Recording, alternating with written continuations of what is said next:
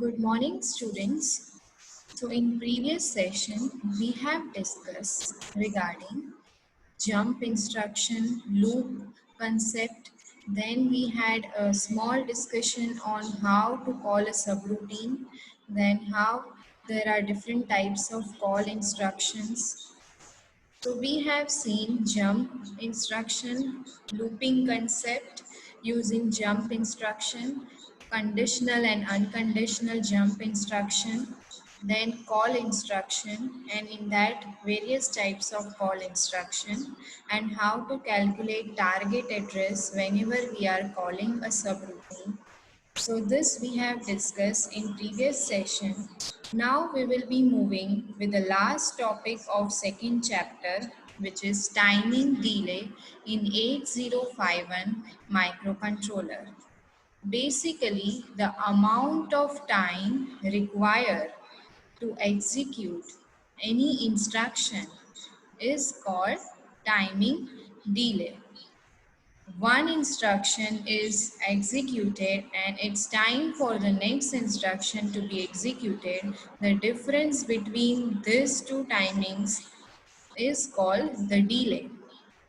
Once the first instruction is executed, then the next instruction will go in execution. So that is the time delay.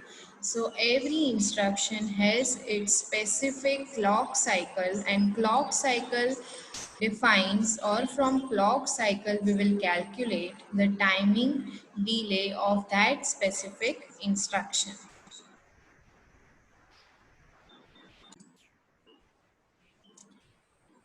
So timing delay in 8051 microcontroller.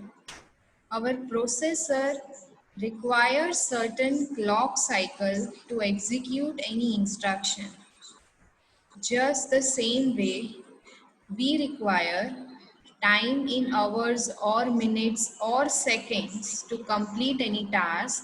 Same way, our CPU or microprocessor requires time in terms of clock cycle to execute any instruction or any task.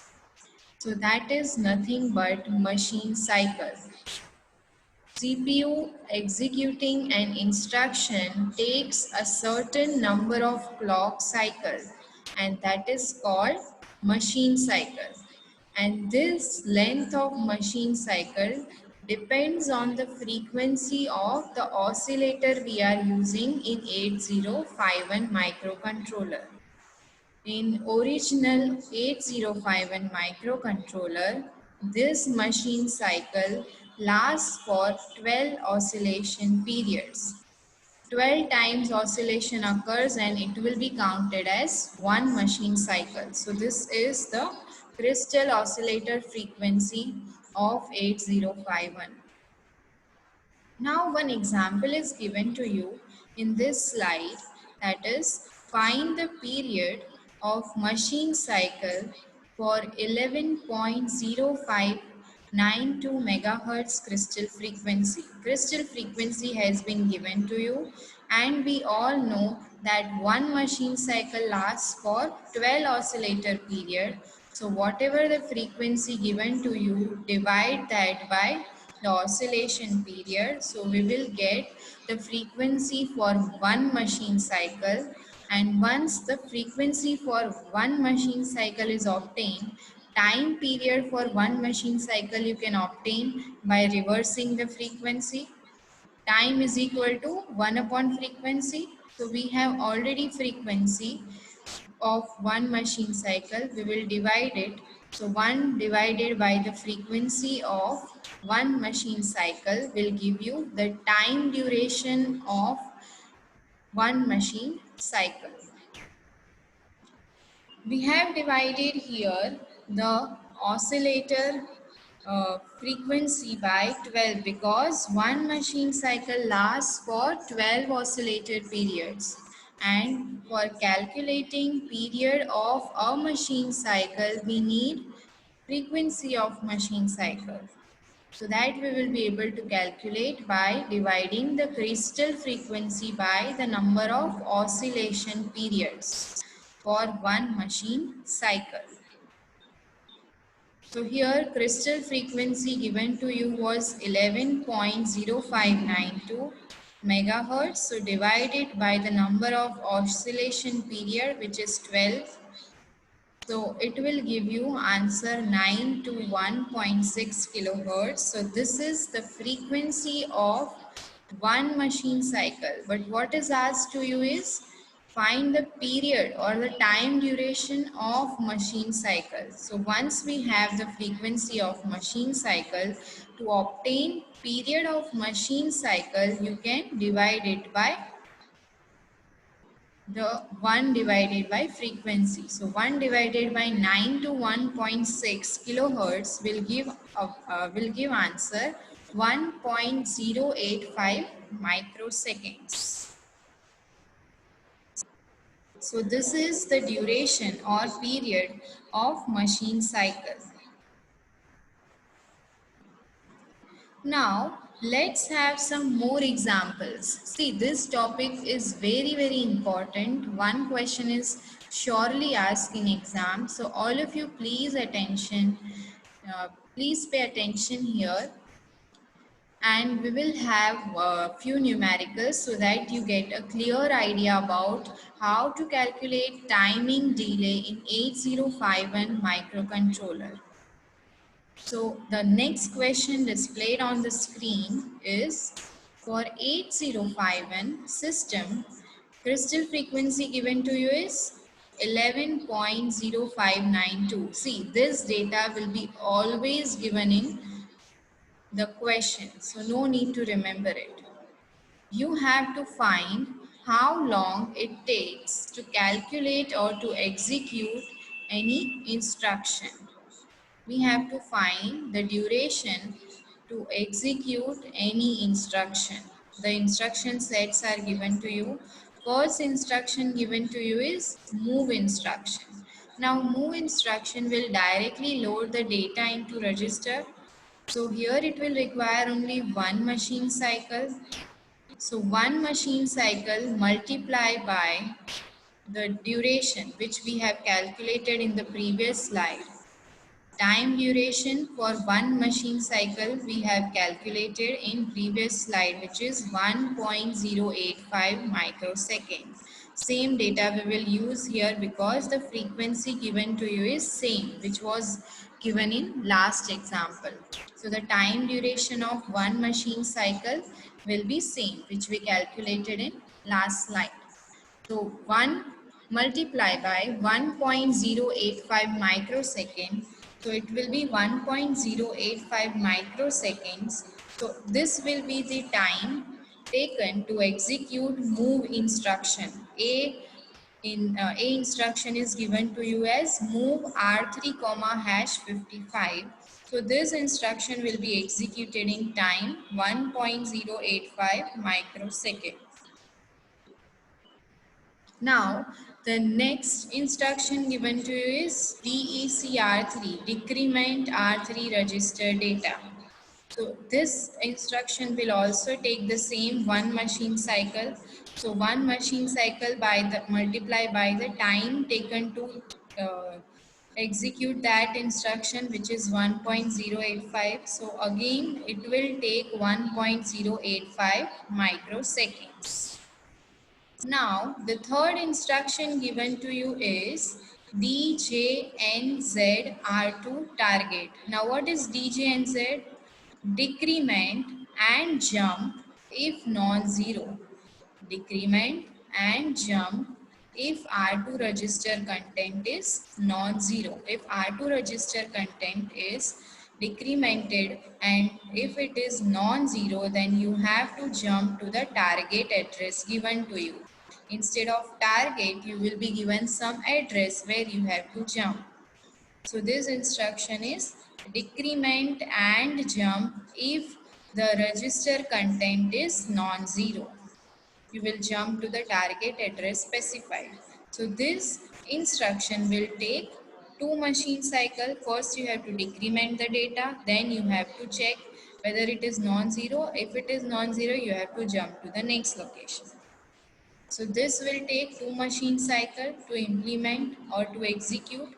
So the time taken to execute the instruction will be 2 multiplied by 1.085. So it will be 2.17 microseconds.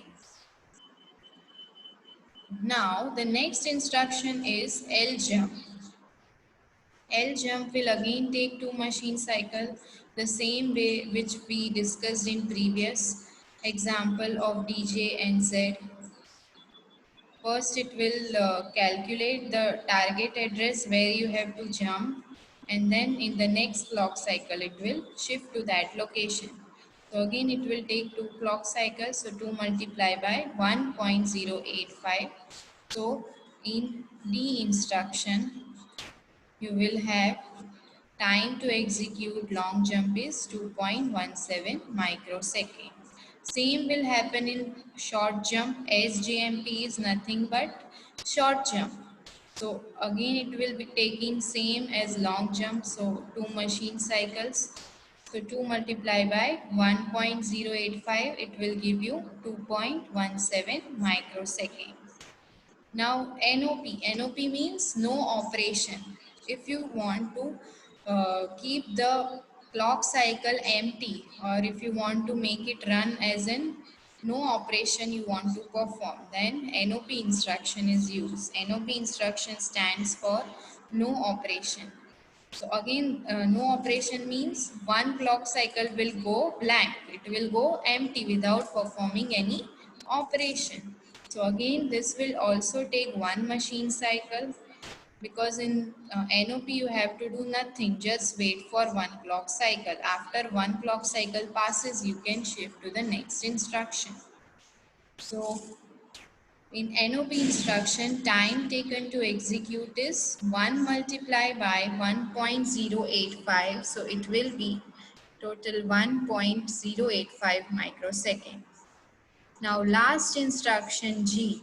G is nothing but MULAB. MULAB means you have to multiply the data of A register and B register. It will take 4 machine cycles. First you have to fetch the data of A register, then you have to fetch data of B register, then you have to multiply data of A and B register, and then in the fourth clock cycle you have to update the result of multiplication in A register. Result content will be saved in accumulator. So this will carry 4 clock cycle or 4 machine cycle. So time taken to execute this instruction will be 4 multiplied by 1.085 microsecond. So it will give you output as 4.34 microseconds.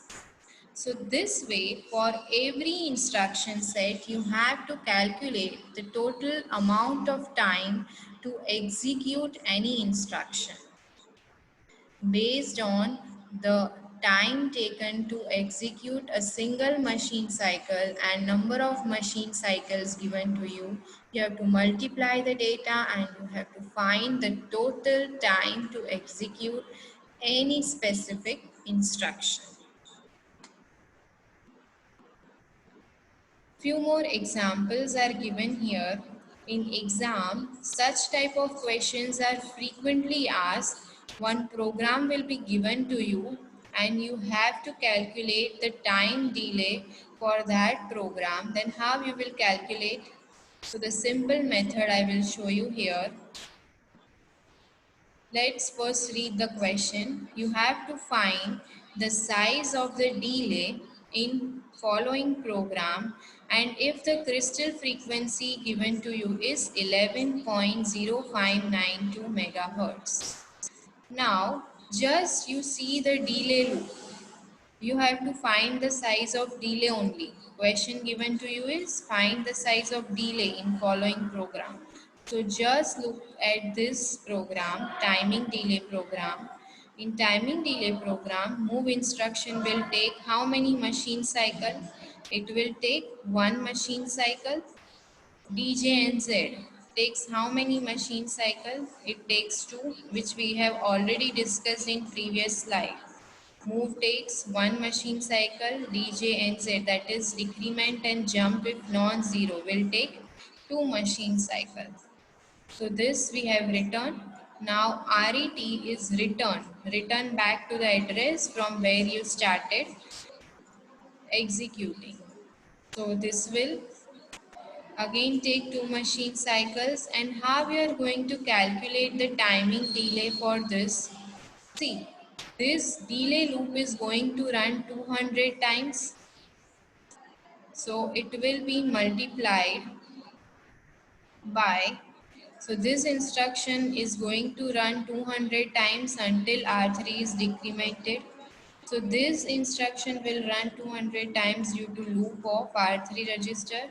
So multiply inside loop, which is 200 multiplied by 2 machine cycles, plus this move instruction will be executed once, so plus 1, and at the end RET will be executed one time, so plus 2. Clock cycle or machine cycle of RET is 2. Move and RET will execute once only, so we are just adding 1 plus 2 plus 200 times this here loop will run. So here loop time will be 200 multiplied by 2 machine cycles. So whole data, once you are adding all the machine cycles, you have to multiply it with the time duration of single machine cycle, which is 1.085. So the total time will be 436.255 microsecond. So your delay size duration is 436.255 microsecond. This way you have to calculate delay program timing. If program is given to you, you should know how much machine cycle it will take, and frequency will be given. From frequency you can easily calculate the time duration for one machine cycle, which I have already shown in the first example. Now let's take another example. You have to calculate the size of delay in the following program. Now program given to you is move R3 250. So the inside loop, here loop will run 250 times, because initially R3 is loaded with count 250. So after NOP, NOP, NOP, then DJNZ R3, until R3 register is non-zero, it will keep on jumping back to here loop. Until R3 register is non-zero, it will keep on jumping back to here. So this whole loop will run how many times? 250 times, until R3 becomes 0. Once R3 becomes 0, it will come back, come out of loop, and then it will go to RET, return instruction.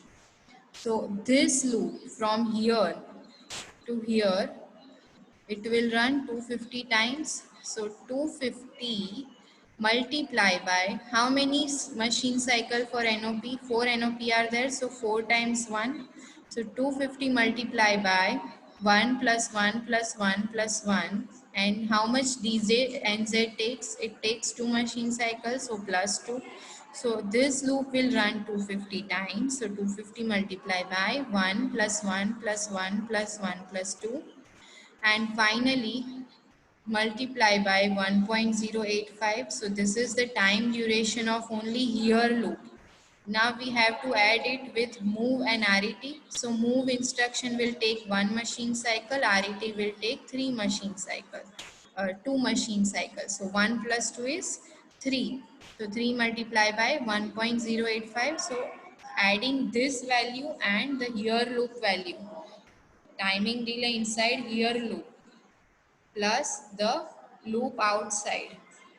So total time is 1630.755 microseconds. This way you are going to calculate the size of delay if program has been given to you in exam. Now here the example given to you is in terms of nested loop. In this nested loop also you will do the same way. First you will calculate the here loop delay, then you will calculate the again loop delay, and then the final delay. So this here loop will run how many times? Until R3 becomes non-zero, R3 count is 250. So here loop will run 250 times. So 250 multiplied by 1 plus 1 plus 2. So 250 multiplied by 4 multiplied by time taken to execute one machine cycle. So this much amount of time is taken by here loop. Now once here loop delay is calculated, how much again loop will take? Again loop will run until R2 becomes non-zero. What is the count loaded in R2 register? 200. So this again loop will run 200 times. So 200 multiplied by the delay taken by here. So it will be 200 multiplied by 1.085. So it will be 2170. Plus you have to add this data also, 200 multiplied by 1 plus 2. This two instruction will be added in again extra instead of here. So 3 multiplied by 200 multiplied by 1.085. So it will be 651. So total delay will be this 217000 plus 651. So this is the final delay of again loop.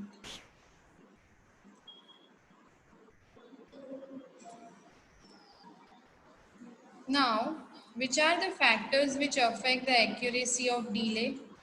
Up till now we have seen example. One factor is the crystal frequency, the duration or the time period of clock cycle taken to execute or to work for machine cycle will be a function of crystal frequency. The duration of clock period of machine cycle is a function of crystal frequency. And second portion is the 8051 design. It depends on how the 8051 microcontroller has been designed. Based on that, the number of oscillation period will be defined. Here, one machine cycle takes 12 oscillator period. The original machine cycle duration was set at 12 clocks. So here, whatever frequency given to you, we are dividing it by 12.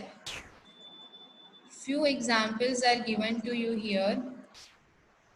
Atmel microcontroller takes 12 clocks per machine cycle. Philips microcontroller takes 6 clocks per machine cycle. Della semi microcontroller takes 4 clocks per machine cycle. Again, the updated Della semiconductor microcontroller takes 1 clock per machine cycle. So based on the number of clocks per machine cycle, you will divide your crystal frequency by this number of clocks per machine cycle. Example here given is for find the period of machine cycle for various versions of 8051. Firstly, the frequency given to you is 11.0592. So this is fixed every time the dividing factor will change. Now what we have seen in the previous slide for Atmel, the clocks are 12 per machine cycle. So frequency divided by 12. So this will be the frequency for one machine cycle and time duration for one machine cycle will be 1 divided by the frequency obtained. So it will be 1085 nanoseconds.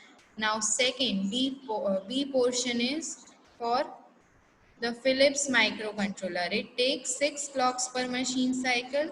So divide your frequency by 6. So this is the frequency of one machine cycle. Now obtain the time period for one machine cycle is 1 divided by the frequency. So it is 5492 nanosecond.